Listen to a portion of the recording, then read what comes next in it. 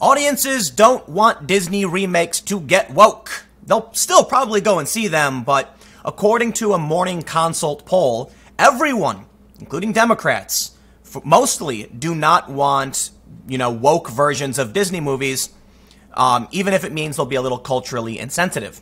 And we're starting to see that. So it's pointed out by the Daily Caller, which I don't have pulled up, that Dumbo removed a scene with like a racist stereotype of the crows. I get why they did that. But I went and saw Aladdin recently.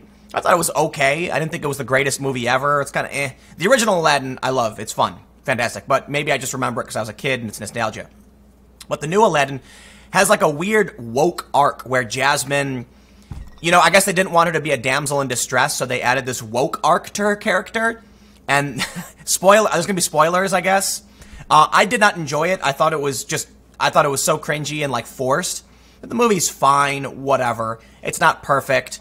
The critics are panning the movie. The audience seems to love it. I'm probably somewhere in the middle. I would not go see it again, but if you feel like going to a movie, yeah, you can check it out. I'm not going to tell you to go rush out to try and see this movie. But let's talk about the idea of wokeness. And I'm going to save the Aladdin spoilers for a little bit later so that, those of you're warned. But this is a really interesting poll. People are rejecting the political correct narrative that is being forced on everyone's throat. And I think the good reason is everything you hear about wokeness and PC stuff is the squeaky wheel demanding grease.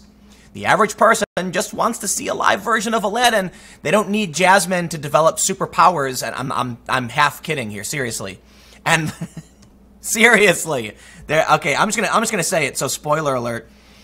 I guess because they don't want Jasmine to be a damsel in distress, there's a scene where like time slows down and Jasmine starts singing about how she will not be silenced and she's gonna stand up and speak.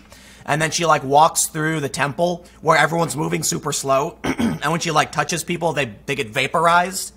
And then she like grabs like a curtain and pulls it and it like moves like, it's like the Quicksilver scene.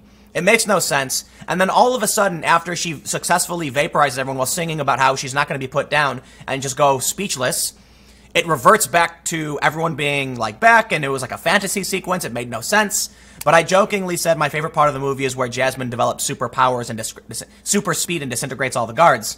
It made no sense. The song was terrible, but that was their attempt at being like, Jasmine will be woke. And then guess what? Surprise, Jasmine becomes the Sultan. She is now the leader of Agrabah.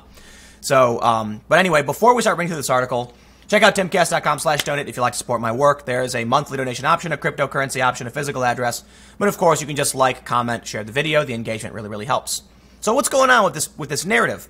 They say over half, 55% of adults said the live-action reimaginings of classic cartoons should stay close to the original, even if the originals include culturally insensitive stereotypes. A third of Democrats said these remakes should change with the times compared to 11% of Republicans. That's not surprising at all, but what is kind of surprising is that the majority, not like more than 50%, but in terms of both groups, 47% of Democrats said no, keep them the same way. And that says to me something else, as I've brought up time and time again. Regular Democrats are not down with this woke culture nonsense, okay?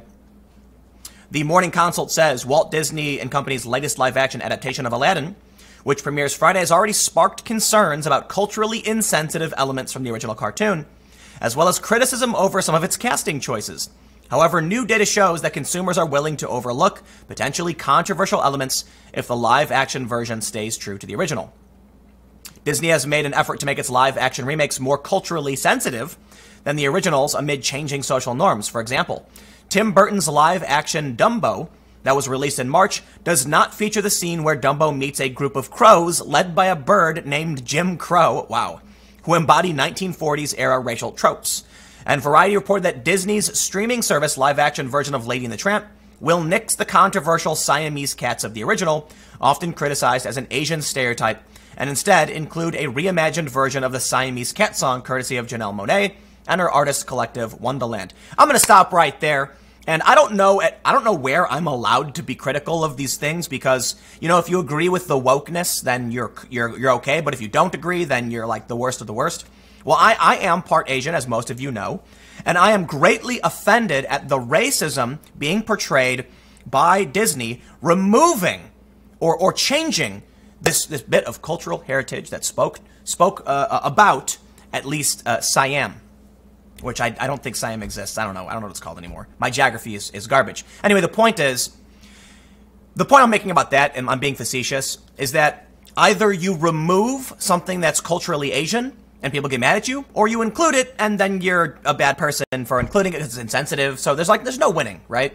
Why can't we just leave that in? Because it doesn't bother me. I don't know. Didn't bother my family one bit. But I guess maybe I'm not Asian enough. I have no idea how this works. The rules don't make sense. Just bend the knee, they say.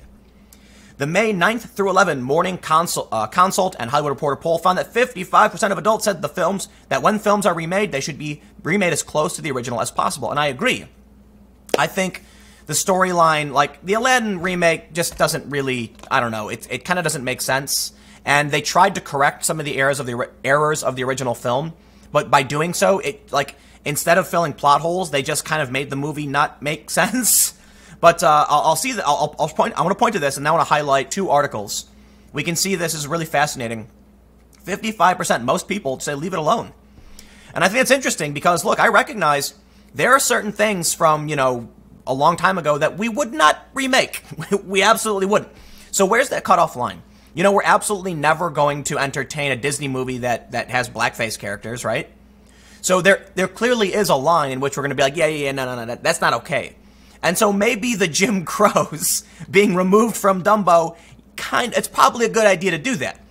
But did they need to add a story arc for Jasmine to become Sultan and refuse to be, pushed back? There's foreshadowing in the movie where, Jafar says, you're better seen and not heard. And I think that was originally, I think that was in the original. I can't remember. I haven't seen the original. But they added this song where she's like, I will not go speechless. And they're trying to make her seem, strong, I guess. So we have this review. This is one review. I don't want to act like this is indicative of everyone's perception on Aladdin. But Donald Clark of the Irish Times writes, Aladdin is a weird mess of woke filmmaking. Thanks, Guy Ritchie. Disney's bid to make flesh of their animations has hit a speed bump. The Great Disney Project, yada, yada, yada. They say it's been largely negative. What to make of Guy Ritchie's finished film? Anyone approaching it without prior knowledge of the animated picture would wonder how anything so culturally confused has made its way into the largest cinemas. Ritchie has made a genuine effort to cast the film with ethnically appropriate actors, and he's carried that off quite well. Mena Massoud, an Egyptian-Canadian, makes a more roguish charmer of the title character. Naomi Scott, an Englishwoman of Indian descent, is better still as one of the less drippy Disney princesses, bored by Aladdin's flash, good with rolled eyes. Marwan Kenzari is less good as the evil Jafar, but that's largely because he feels 15 years too young for the role. Yeah, I will say that as kind of like a personal review.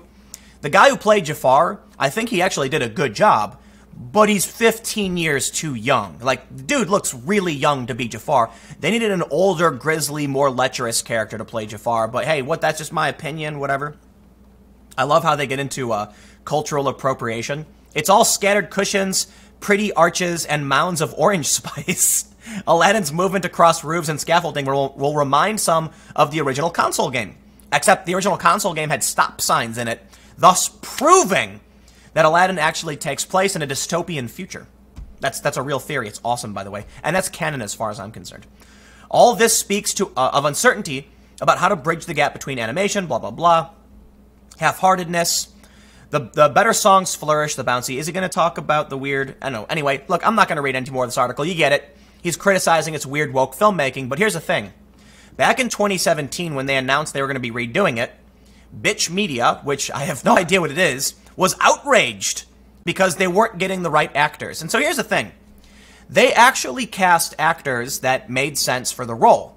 They didn't racially wash anything. They didn't make a white character black, a black character white, yada, yada, yada. They actually got people who kind of fit the ethnicity of the characters.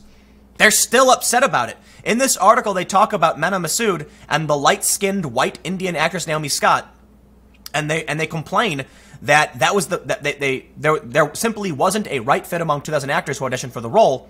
There's definitely an elephant in the room. Basically, the point is, actually, yeah, hold on, this is great.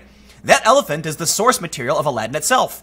A misogynist, xenophobic white fantasy. Are you kidding me? It's like, there's literally nothing you can do. And that's the point I wanted to make about the initial thing with the Siamese cats. No matter what you do, you're doing something wrong, right?